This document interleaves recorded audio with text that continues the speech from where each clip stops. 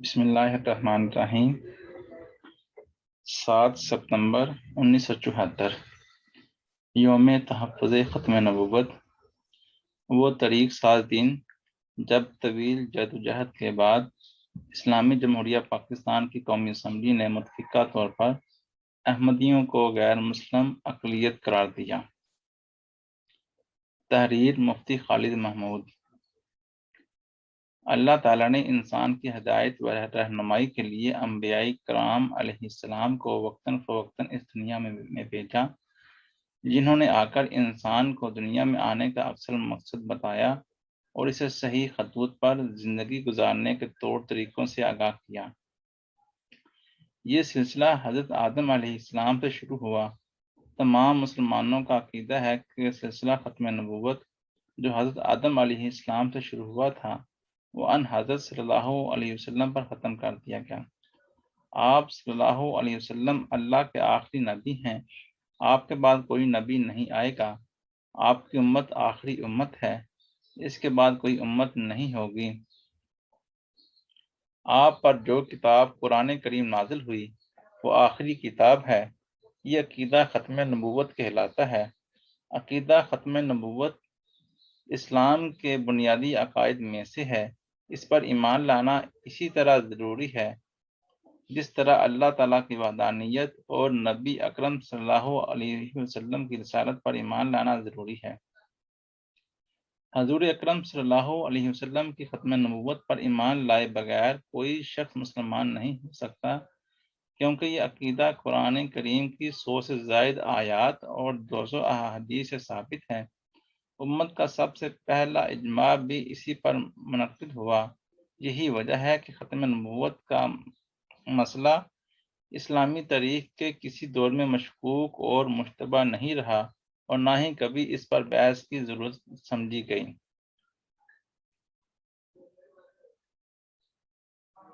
بلکہ ہر دور میں متفقہ طور پر اس پر ایمان لانا ضروری سمجھا گیا۔ اسلامی جمہوریہ پاکستان بلکہ ملت اسلامیہ کی تاریخ میں 7 ستمبر کا دن انتہائی اہمیت کا حامل ہے۔ یہ وہ تاریخی دن ہے جس دن مملکت خدا داد اسلامی جمہوریہ پاکستان کی قومی اسمبلی نے متفقہ طور پر مرزا غلام احمد قادیانی کو نبی ماننے والوں کو غیر مسلم اقلیت قرار دیا اور اسے آئین کا حصہ بنا کر ملت اسلامیہ کے جسد سے کاٹ کر پھینک دیا گیا۔ قوموں کی تاریخ میں ایسے فیصلے کبھی کبھار ہی وجود میں آتے ہیں جس کے اثرات و نتائج صرف اس قوم اور اس ملک تک ہی محدود نہیں ہوتے بلکہ پوری دنیا پر اس کے اثرات مرتب ہوتے ہیں۔ اس قومی اور آئینی فیصلے سے پاکستان اور مسلمانوں کا وقار بلند ہوا۔ دنیا پر مرزا غلام احمد قادیانی کو نبی ماننے والوں کا کفر واضح ہوا اور جو پوری دنیا میں یہ تاثر دینے کی کوشش میں لگے ہوئے تھے کہ پاکستان میں ان کی حکومت ہے اور ان کا دارالخلافہ ربوہ ہے، ان کا یہ جھوٹ دنیا پر آشکار ہوا۔ بے شمار وہ لوگ جو ان کے دام ہم رنگ زمین کا شکار ہو کر ان کے جال میں پھنس گئے تھے، ان پر ان کا کفر کھل گیا اور وہ تائب ہو کر دوبارہ دامن اسلام سے وابستہ ہوئے۔ بہت سے ممالک ان کی حقیقت سے آگاہ ہوئے۔ انہوں نے بھی مرزا غلام احمد قادیانی کو نبی ماننے والوں کو غیر مسلم اور دائرہ اسلام سے خارج قرار دیا۔ ان کی سرگرمیوں پر پابندی عائد کی۔ اس فیصلے سے اغیار کو بھی اس بات کا احساس ہو گیا کہ اسلام ایک زندہ مذہب ہے اور مسلمانوں میں ابھی وہ غیرت و حمیدیت موجود ہے کہ وہ ناموس رسالت کی حفاظت کے لیے سر در کی بازی لگا سکتے ہیں اور ان میں اتنی ہمت ہے کہ وہ دین کی سربلندی کے لیے جرأت مندانہ اقدام کر سکتے ہیں۔ حضور اکرم صلی اللہ علیہ وسلم سے محبت ہر مومن کا سرمایہ ایمان ہے، بلکہ آپ صلی اللہ علیہ وسلم سے محبت ایمان کا جزو ہے۔ کوئی شخص اس وقت تک مومن ہی نہیں ہو سکتا جب تک کہ اس کے دل میں آپ صلی اللہ علیہ وسلم کی محبت نہ ہو، بلکہ تمام جہان سے حتیٰ کہ اپنی اولاد، اپنے ماں باپ اور اپنی جان سے بھی آپ صلی اللہ علیہ وسلم زیادہ عزیز نہ ہوں۔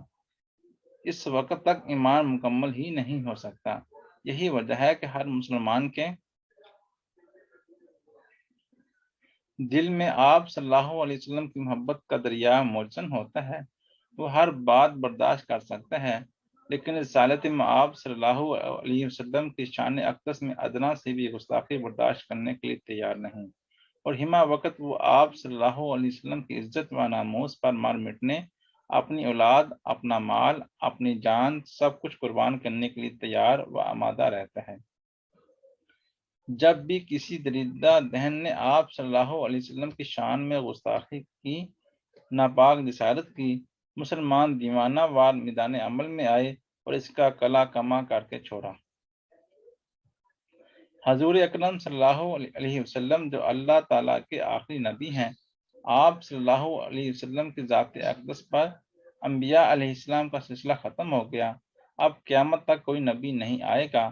آپ صلی اللہ علیہ وسلم کی ختم نبوت کے بعد کسی کا نبوت کا دعویٰ کرنا صرف آپ صلی اللہ علیہ وسلم کی ختم نبوت کا انکار نہیں، بلکہ آپ صلی اللہ علیہ وسلم کی توہین ہے، اور صرف آپ صلی اللہ علیہ وسلم کی ہی نہیں بلکہ تمام انبیاء علیہ السلام کی توہین ہے۔ ختمیت کی دیوار میں سوراخ کرنا اور نقب لگانا دین کے تمام نظام کو درہم برہم کرنا اور اللہ کے فیصلے کو تسلیم نہ کرنا ہے۔ اسلام کی بنیاد کلمہ طیبہ پر ہے۔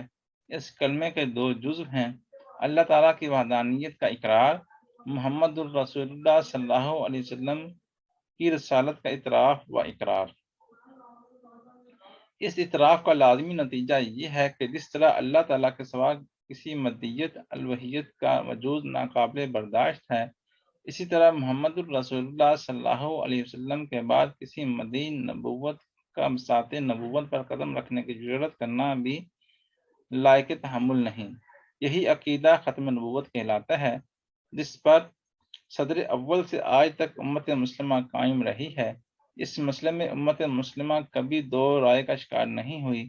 جو لوگ لا الہ الا اللہ محمد الرسول اللہ کے ایمان و اقرار سے سرشار ہو کر نور ایمان سے منور ہو چکے ہیں اور اسلامی برادری کا حصہ ہونے پر فخر کرتے ہیں، ان پر یہ ذمہ داری عائد کی گئی ہے کہ وہ رسول اللہ صلی اللہ علیہ وسلم کے باغیوں کے خلاف بھی سینہ سپر ہو جائیں اور جھوٹے مدعیان نبوت کے جھوٹے تلسم کو پاش پاش کر کے رکھتے ہیں۔ اسی ذمہ داری کا نام تحفظ ختم نبوت ہے، اور تاریخ گواہ ہے کہ امت مسلمہ نے اپنے اس فریضہ سے کبھی غفلت نہیں برتی۔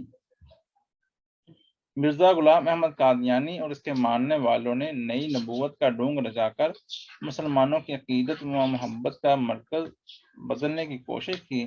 حضور اکرم صلی اللہ علیہ وسلم سے محبت کا جو مضبوط رشتہ ہے، بلکہ ان کے ایمان کا حصہ ہے، اس رشتے کو ختم کرنے اور کمزور کرنے کی کوشش کی، جسے ایک ادنا مسلمان بھی برداشت کرنے کے لیے تیار نہیں۔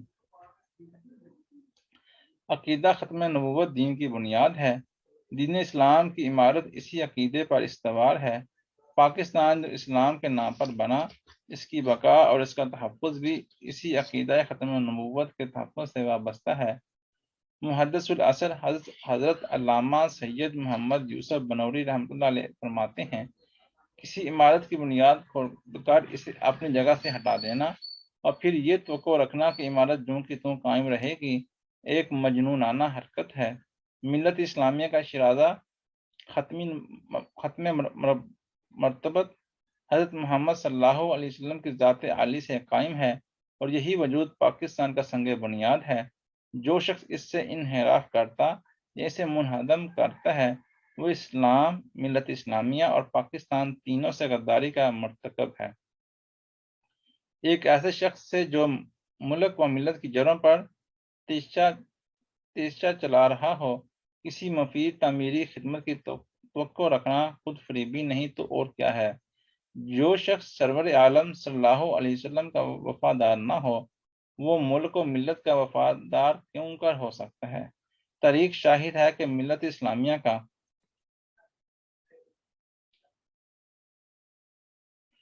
اجتماعی ضمیر کبھی برداشت نہیں کر سکا کہ ان حضرت صلی اللہ علیہ وسلم کے بجائے کسی اور شخص کو محمد الرسول اللہ صلی اللہ علیہ وسلم اور رحمت للعالمین کی حیثیت سے کھڑا کیا جائے، اور اس کے لیے وہ تمام حقوق اور مناصب اور آداب اور القاب تجویز کیے جائیں تو مسلمانوں کے مرکز عقیدت کے ساتھ مختص ہیں۔ بائیں ہمہ یہ اصرار بھی کیا جائے کہ وہ مسلمان ہے، ملک و ملت کا وفادار ہے، اور مسلمانوں کو اس پر اعتماد کرنا چاہیے۔ جب کبھی قوم کے سامنے، نوجوانوں کے سامنے، پڑھے لکھے طبقے کے سامنے ان کے عقائد، افکار و نظریات حوالہ جات کے ساتھ واضح کیے گئے تو انہیں یہ سمجھنے میں دیر نہیں لگی کہ احمدیوں کا اسلام اور مسلمانوں سے کوئی تعلق نہیں، بلکہ یہ اسلام کے متوازی اور مقابل ایک مذہب ہے، لیکن اپنے مفادات کے لیے یہ اپنے آپ کو مسلمان کہتے اور مسلمانوں میں گھسنے کی کوشش کرتے ہیں۔ قومی اسمبلی میں جب مرزا غلام احمد قادیانی کے پیروکاروں پر جرح شروع ہوئی اور سوال و جواب ہوئے تو ہر ایک کی آنکھیں کھل گئیں۔ اس پوری بحث کے دوران ایک مرتبہ بھی ایسا نہیں ہوا کہ کسی ممبر نے ان کے حق میں کوئی ایک لفظ کہا ہو، ان سے ہمدردی کا اظہار کیا ہو، کسی بات پر ناراض ہو کر احتجاج کیا ہو، بائیکاٹ تو دور کی بات صرف واک آؤٹ ہی کیا ہو، بلکہ بحث کے آخر میں ممبران اسمبلی نے اپنے جن خیالات کا اظہار کیا وہ خیالات بتا رہے ہیں کہ ان کی رائے قادیانیوں اور لاہوریوں کے حق میں کیا تھی۔ قومی اسمبلی کی یہ مصدقہ رپورٹ شائع ہو گئی ہے جو پڑھنے سے تعلق رکھتی ہے۔ گواہوں پر جرح کے دوران کسی ممبر کو اظہار خیال کی اجازت نہیں دی گئی، انہیں آخر میں موقع دیا گیا۔ احمدیوں اور لاہوریوں نے جب اپنا موقف بیان کر دیا تو مفتی محمود رحمۃ اللہ علیہ نے پوری ملت اسلامیہ کی طرف سے اپنا موقف پیش کیا جو 2 دن میں مکمل ہوا۔ احمدیوں کے محضر نامے کا شکوہ جواب مولانا غلام غوث ہزاروی نے دیا، جسے مولانا عبدالحکیم نے پڑھ کر سنایا۔ 2 دن اٹارنی جنرل یحییٰ بختیار نے بحث کو سمیٹتے ہوئے اپنا بیان مکمل کیا۔ پوری رپورٹ 5 جلدوں میں 2952 صفحات پر مشتمل ہے۔ ویسے تو پوری رپورٹ ہی پڑھنے کے قابل ہے۔ خلاصہ کلام یہ ہے کہ پوری جرح بیانات اور غور و خوض کے بعد قومی اسمبلی کی اس خصوصی کمیٹی نے اپنی رپورٹ وزیر اعظم ذوالفقار علی بھٹو کو پیش کی۔ وہ پہلے ہی فیصلے کے لیے 7 ستمبر کی تاریخ طے کر چکے تھے، چنانچہ 7 ستمبر کو قومی اسمبلی کا اجلاس ہوا جس میں خصوصی کمیٹی کی سفارشات پیش کی گئیں اور آئین میں ترمیمی بل پیش کیا گیا۔ رائے شماری کے بعد اسپیکر قومی اسمبلی نے 5:52 پر اعلان کیا کہ مرزا غلام احمد قادیانی کو نبی ماننے والوں کو غیر مسلم اقلیت قرار دینے والی آئینی ترمیم کے حق میں 130 ووٹ آئے ہیں، جبکہ مخالفت میں 1 ووٹ بھی نہیں ڈالا گیا۔ اس طرح قومی اسمبلی میں یہ آئینی ترمیمی بل اتفاق رائے سے منظور کر لیا گیا۔ احمدی اپنے عقائد و نظریات کی بنیاد پر اپنے وجود کے اول دن سے ہی اسلام سے خارج تھے، بلکہ انہوں نے ایک نئے نبی کو مان کر از خود اپنا راستہ مسلمانوں سے علیحدہ کر لیا تھا۔ یہی وجہ ہے کہ وہ خود بھی اپنے علاوہ دیگر تمام مسلمانوں کو کافر سمجھتے ہیں۔ اسلامی جمہوریہ پاکستان کی قومی اسمبلی نے انہیں کافر قرار نہیں دیا۔ ہاں، قومی اسمبلی نے ان کے افکار و نظریات، عقائد و خیالات کو دیکھتے ہوئے ان کی آئینی حیثیت متعین کی کہ وہ دیگر غیر مسلم اقلیتوں کی طرح ایک اقلیت ہیں۔ اللہ حافظ۔